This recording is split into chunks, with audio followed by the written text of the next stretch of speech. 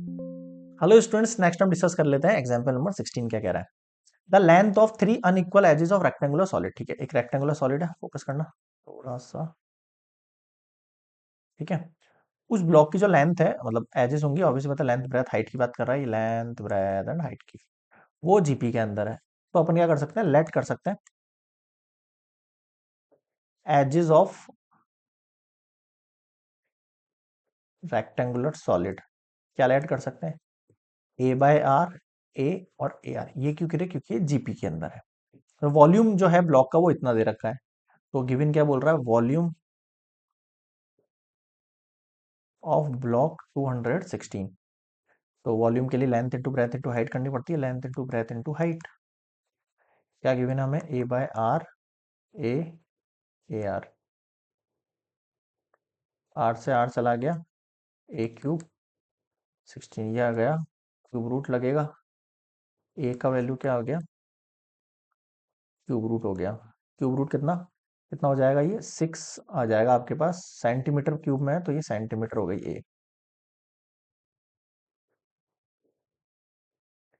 ए की वैल्यू क्या हो गई, सेंटीमीटर हो गई। ठीक है सर, यहाँ तक समझ में आ गया। अब आगे देखना, एंड इट सरफेस एरिया आपको गिवन है। तो नेक्स्ट स्लाइड पर ले लेते हैं इसको।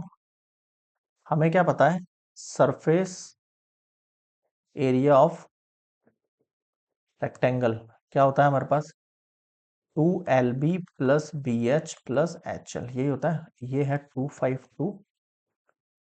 LB का मतलब क्या हो जाएगा, this is length, this is breadth, a by r multiply a, plus फिर BH है, B मतलब A इंटू ए आर। फिर HL है, H कितना है आपके पास, ए R,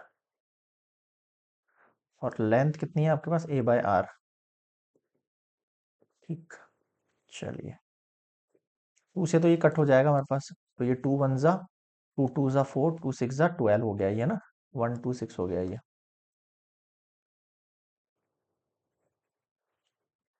A square by R plus A square R plus R से R cancel हो गया, ए स्क्वायर हो गया। 126 इक्वल्स टू, ए की वैल्यू कितनी है हमारे पास, 6 है। 6 स्क्वायर बाय आर, 6 स्क्वायर, वैसे मैं ए स्क्वायर कॉमन ले सकता हूँ इन सब में ना, ए स्क्वायर आ रहा है ना। एक सेकेंड, ए स्क्वायर कॉमन निकालो तो 1 बाय आर प्लस 1 बचेगा। ए मतलब 6 का स्क्वायर।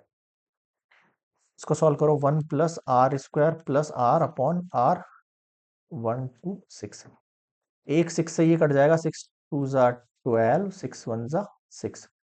फिर 2 से कट हो जाएगा ये, और थोड़ी 3 से, 3 7 ज़ा 21, 3 2 ज़ा 6। तो देखो क्या बचा आपके पास, 7 इक्वल्स टू, नेक्स्ट स्लाइड पे लिख रहा हूँ मैं, 7 equals to 2 bracket close, 1 plus r square, 1 plus r square plus r divide by कितना था, नीचे आर था ना, हाँ आर। प्लीज क्रॉस कर दो, इधर भेजोगे इसको तो ये 7 आर हो जाएगा, equals to 2 plus 2 r square plus 2 r. क्या करें, सबको एक तरफ ले लेते हैं ना। तो ये 2 आर स्क्वायर यहीं रहने दो, 2 आर भी यहीं रहने दो, माइनस का 7 आर हो जाएगा ये, और -2 हो जाएगा ये। 2 आर स्क्वायर ये हो गया, कितना हो गया, 5 आर हो गया, ये -2 हो गया, इक्वल्स टू 0 हो गया। अब मिडिल स्प्लिटिंग कर लो, 2 2 ज़ा 4 है, 4 लेके आना है आपको, और एड सबसेट पे ये लेके आना है। तो देखो 2 r square -2 equals to 0।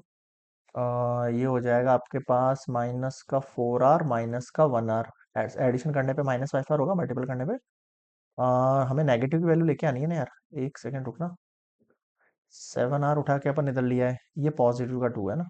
Okay, अब ठीक है, कॉमन ले लो, 2 आर कितना बचेगा, आर -2, और ये आर -2, ये पॉजिटिव 2 है।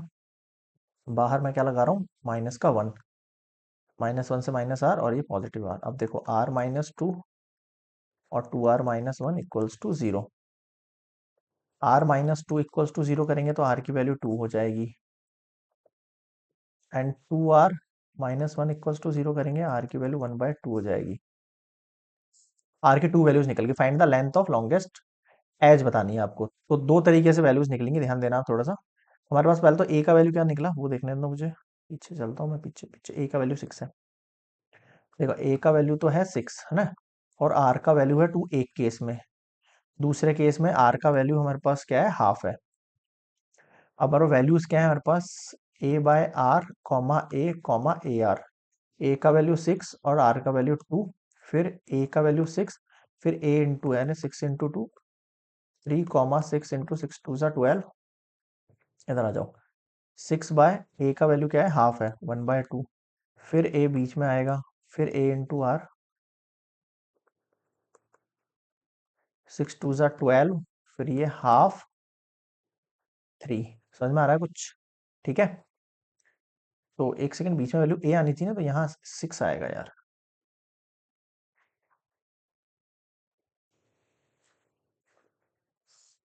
देखो इन दोनों वैल्यूज को। Find the length of longest edge, है ना। लॉन्गेस्ट एज कितनी हो जाएगी आपके पास, 12 हो जाएगी। बताओ क्या समझ में नहीं आया? क्लियर है यहाँ पे? तो ये होता है कंप्लीट आपका एग्जाम्पल नंबर 16।